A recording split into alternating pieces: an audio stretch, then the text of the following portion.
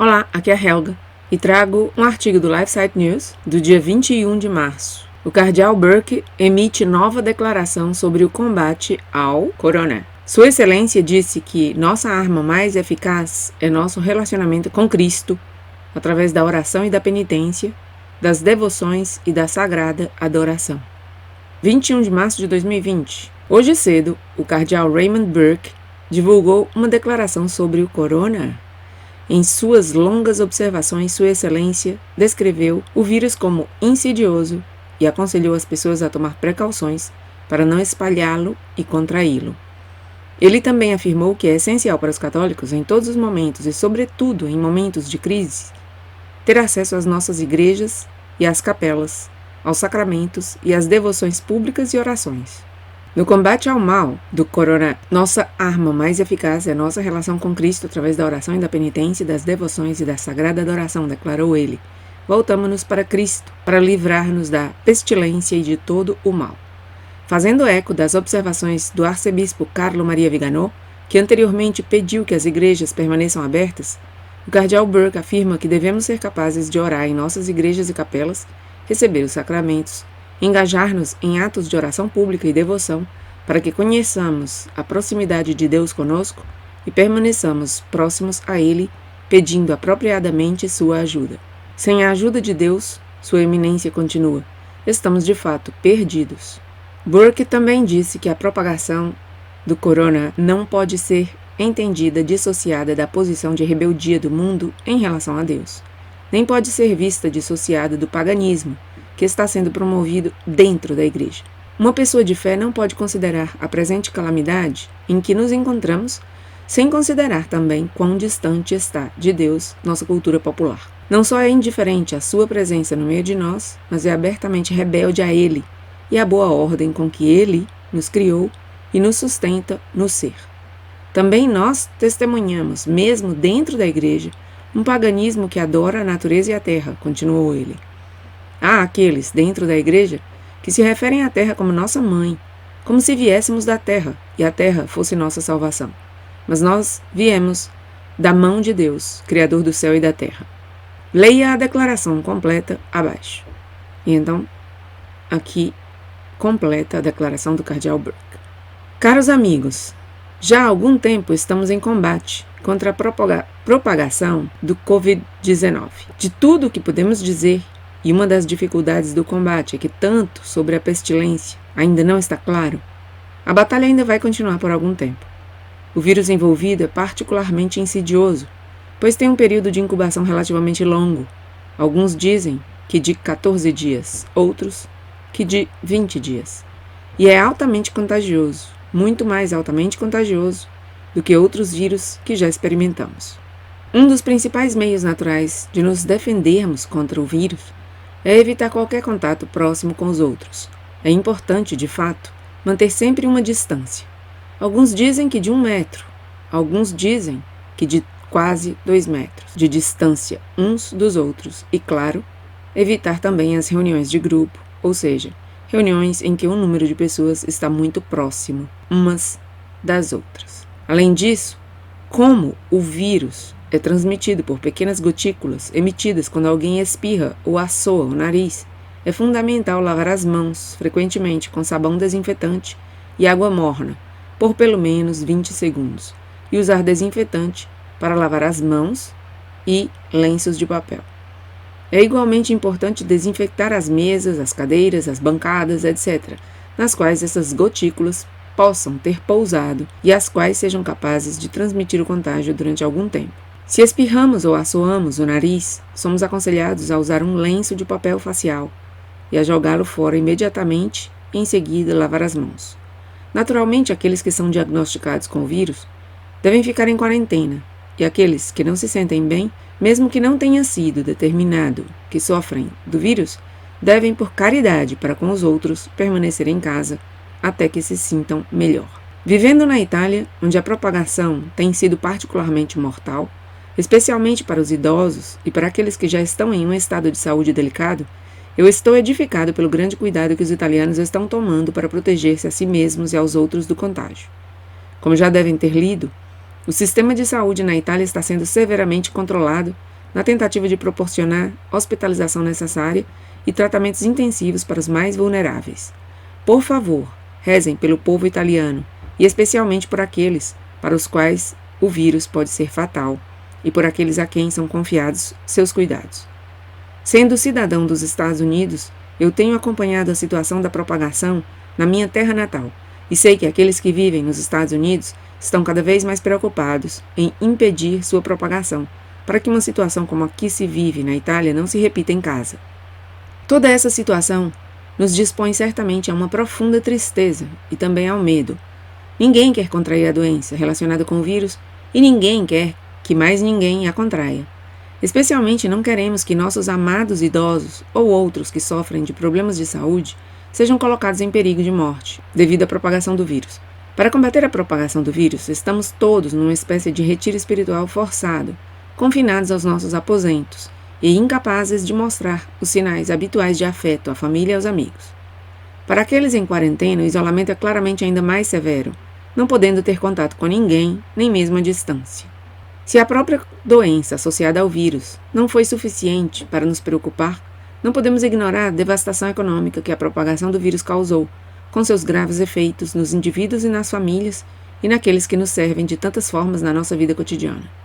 Naturalmente, nossos pensamentos não podem deixar de incluir a possibilidade de uma devastação ainda maior da população das nossas pátrias e, de fato, do mundo. Com certeza, estamos certos em aprender e empregar todos os meios naturais para nos defendermos contra o contágio. É um ato fundamental de caridade usar todos os meios prudentes para evitar contrair ou difundir o vírus. Os meios naturais para evitar a propagação do vírus devem, porém, respeitar aquilo de que precisamos para viver. Por exemplo, o acesso à alimentação, à água e aos remédios. O Estado, por exemplo, na imposição de restrições cada vez maiores à circulação de indivíduos, prevê que estes possam visitar o supermercado e a farmácia com a observância das precauções de distanciamento social e de uso de desinfetantes por parte de todos os envolvidos. Ao considerarmos o que é necessário para viver, não devemos esquecer que nossa primeira consideração é nosso relacionamento com Deus. Recordamos as palavras de nosso Senhor no Evangelho segundo São João. Se alguém me ama, guardará minha palavra e meu Pai o amará, e nós viremos a ele, e nele faremos nossa morada. São João 14, 23. Cristo é o Senhor da natureza e da história. Ele não está distante e desinteressado de nós e do mundo. Ele prometeu-nos: eis que estou convosco todos os dias até o fim do mundo. São Mateus 28, 20. No combate ao mal do vírus, nossa arma mais eficaz é, portanto, nossa relação com Cristo através da oração e da penitência, das devoções e do culto sagrado. Voltamo-nos para Cristo para nos libertar da peste e de todo o mal, e Ele nunca deixa de responder com amor puro e abnegado. É por isso que é essencial para nós, em todos os momentos e sobretudo em tempos de crise, termos acesso às nossas igrejas e às capelas, aos sacramentos e às devoções e orações públicas. Assim como somos capazes de comprar alimentos e remédios enquanto tomamos cuidado para não espalhar o vírus, assim também devemos ser capazes de orar em nossas igrejas e capelas, receber os sacramentos e nos engajar em atos de oração pública e de devoção, para que conheçamos a proximidade de Deus conosco e permaneçamos próximos a Ele, pedindo apropriadamente sua ajuda. Sem a ajuda de Deus, estamos realmente perdidos.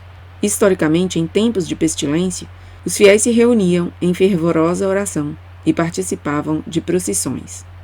De fato, no missal romano, promulgado pelo Papa São João XXIII em 1962, há textos especiais para a Santa Missa a ser oferecida em tempos de peste, a missa votiva para a libertação da morte em tempo de peste, Missi Votivi ad Diversa, número 23. Do mesmo modo, na tradicional ladainha dos santos, rezamos: da peste, da fome e da guerra, livrai-nos, Senhor. Muitas vezes, quando nos encontramos em grande sofrimento e mesmo diante da morte, perguntamos: onde está Deus? Mas a verdadeira questão é: onde estamos nós? Em outras palavras, Deus certamente está conosco para ajudar-nos e nos salvar, especialmente no momento de uma prova severa ou da morte. Mas muitas vezes estamos longe dele por não reconhecermos nossa total dependência dele e, portanto, por não orarmos diariamente a ele e oferecer-lhe nossa adoração.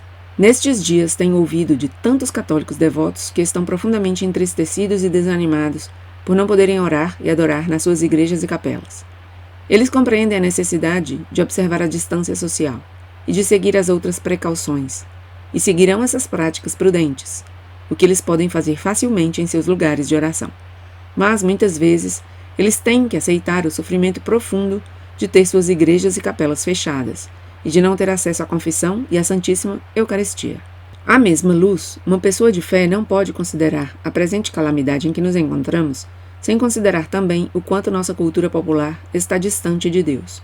Não só é indiferente à sua presença no meio de nós, mas é abertamente rebelde a Ele e à boa ordem com que Ele nos criou e nos sustenta no ser. Basta pensar nos ataques violentos e comuns à vida humana, masculina e feminina, que Deus fez à sua imagem e semelhança. Gênesis 1:27. Pensar também nos ataques aos inocentes e indefesos por nascer, e aos que estão em prioridade sob os nossos cuidados, aos que estão sobrecarregados com doenças graves, idade avançada ou necessidades especiais. Somos diariamente testemunhas da difusão da violência numa cultura que não respeita a vida humana. Da mesma forma, só precisamos pensar no ataque generalizado à integridade da sexualidade humana, à nossa identidade como homem ou mulher, com a pretensão de definir para nós mesmos, muitas vezes empregando meios violentos, uma identidade sexual diferente daquela que nos foi dada por Deus. Com cada vez maior preocupação, testemunhamos um efeito devastador sobre os indivíduos e as famílias da chamada teoria do gênero. Testemunhamos também, até dentro da igreja, um paganismo que adora a natureza e a terra. Há aqueles dentro da igreja que se referem à terra como nossa mãe, como se viéssemos da terra e a terra fosse nossa salvação. Mas nós viemos da mão de Deus, Criador do céu e da terra. Só em Deus encontramos a salvação. Oramos nas palavras divinamente inspiradas do salmista. Só Deus é a minha rocha e a minha salvação, a minha fortaleza, não serei abalado. Salmos 62, 61, 6. Vemos como a própria vida de fé tornou-se cada vez mais secularizada e assim comprometeu o senhorio de Cristo, Deus Filho encarnado, Rei do céu e da terra. Testemunhamos tantos outros males que derivam da idolatria, da adoração de nós mesmos e do nosso mundo, em vez de adorarmos a Deus, fonte de todo o ser. Infelizmente, vemos em nós mesmos a verdade das palavras inspiradas por São Paulo a respeito da impiedade e da maldade dos homens, que pela sua maldade suprimem a verdade. Trocaram a verdade de Deus pela mentira e adoraram e serviram a criatura em vez do Criador, que é bendito pelos séculos. Amém. Romanos 1, 18-25.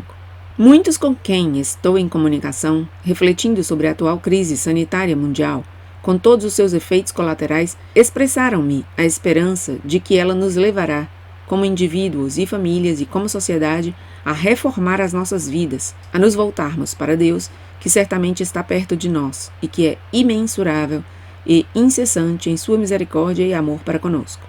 Não há dúvida de que grandes males como a peste são um efeito do pecado original e dos nossos pecados atuais. Deus, em sua justiça, deve reparar a desordem que o pecado introduz em nossas vidas e em nosso mundo. Na verdade, ele cumpre as exigências da justiça, por sua misericórdia superabundante.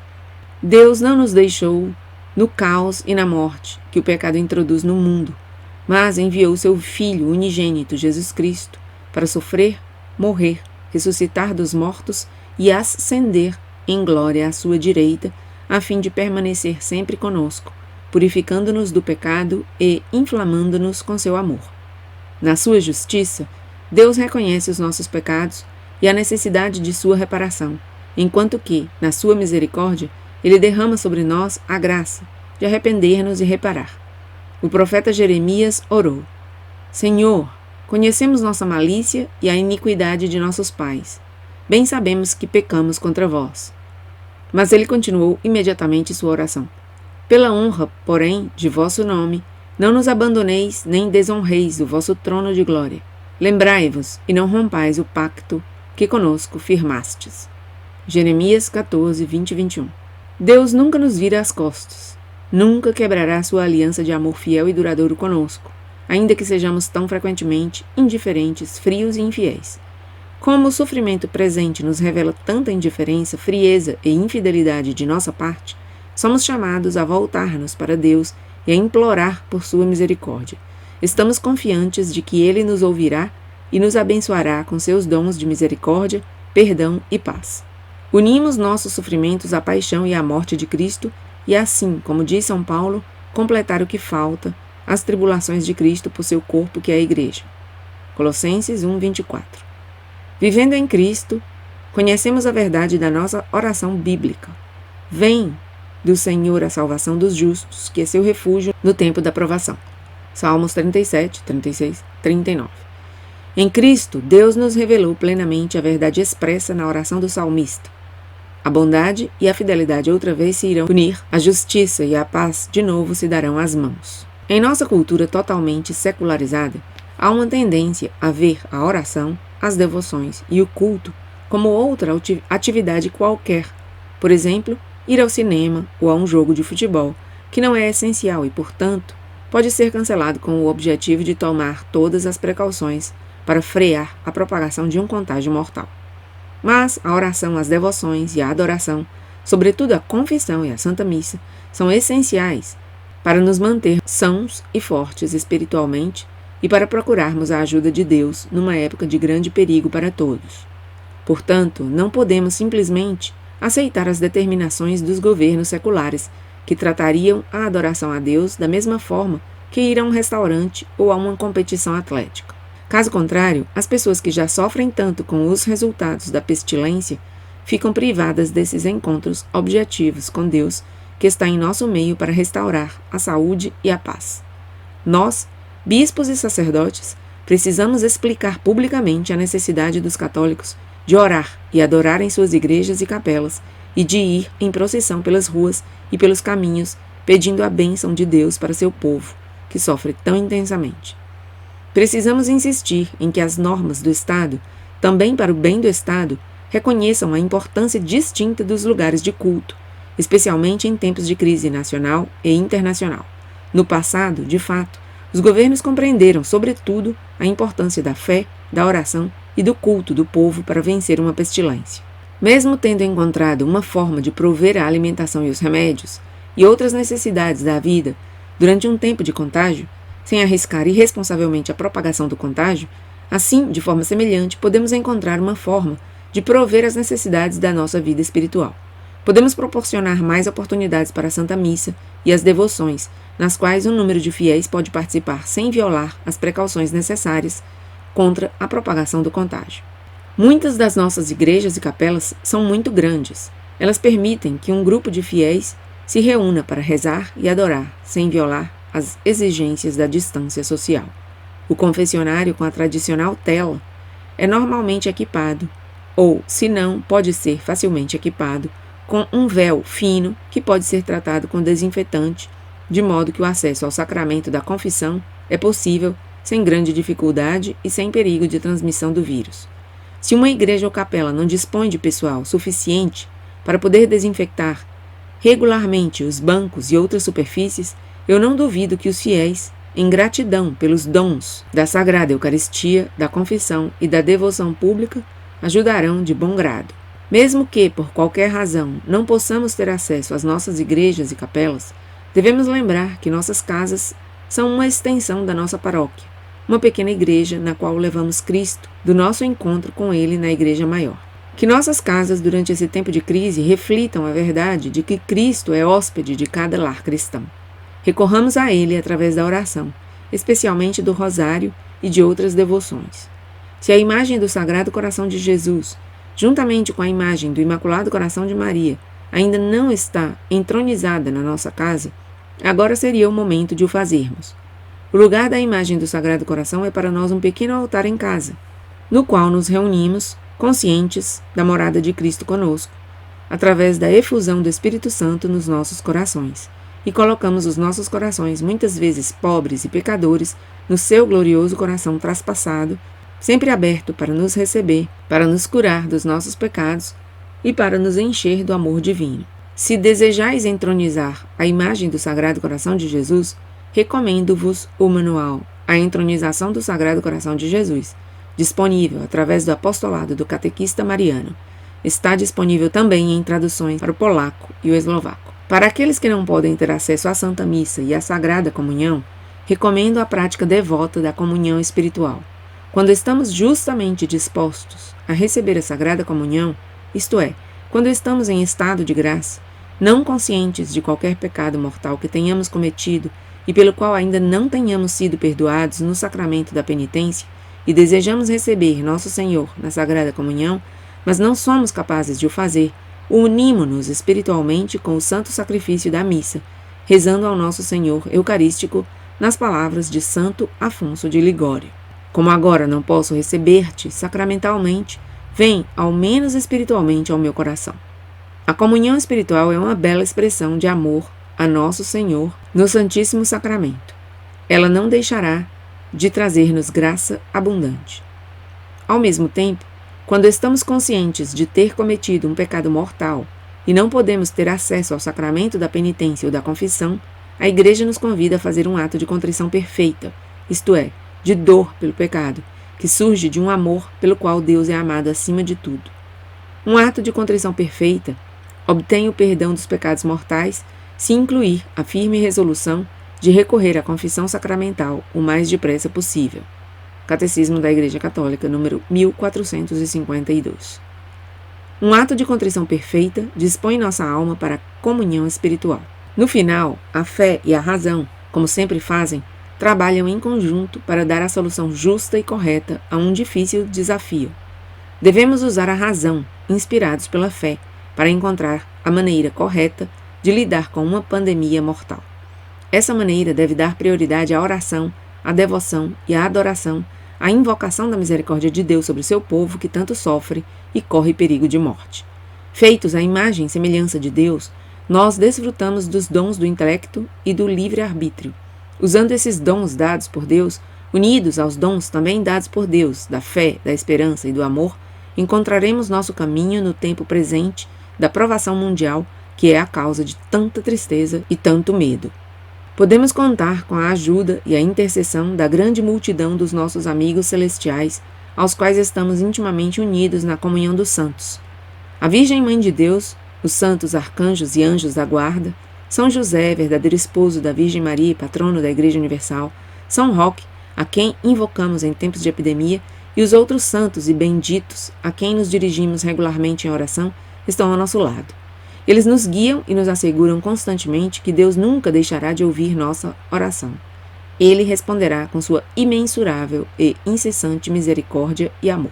Queridos amigos, ofereço-vos essas poucas reflexões, profundamente consciente de quanto sofreis por causa do coronavírus pandêmico. É minha esperança que as reflexões possam ser de ajuda para vocês. Acima de tudo, espero que elas os inspirem a recorrer a Deus em oração e adoração, cada um de acordo com suas possibilidades, e assim experimentar sua cura e paz.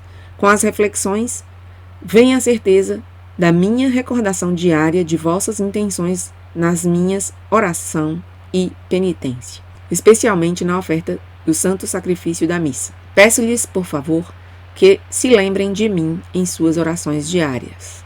Continuo vosso no Sagrado Coração de Jesus e no Coração Imaculado de Maria e no Coração Puríssimo de São José. Raymond Leo, Cardeal Burke, 21 de março de 2020, festa de São Bento Abade.